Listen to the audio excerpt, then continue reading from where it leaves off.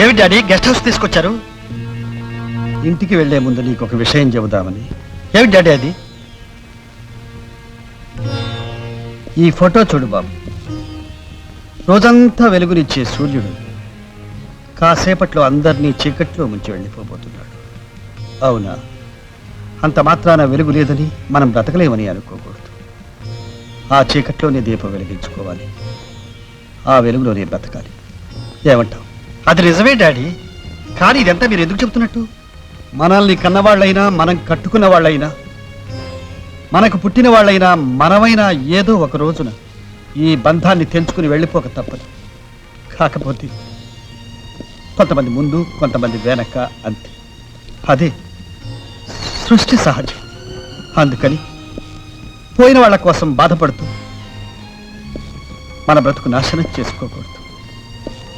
మనిషిన తర్వాత ఎన్ని ఒడిదుడుకులు వచ్చినా తట్టుకోవాలి. ఎంత పెద్ద ప్రళయం వచ్చినా ఎదిరించి నిలబడాలి. ఆ శక్తి నీకుందని నా నమ్మకం.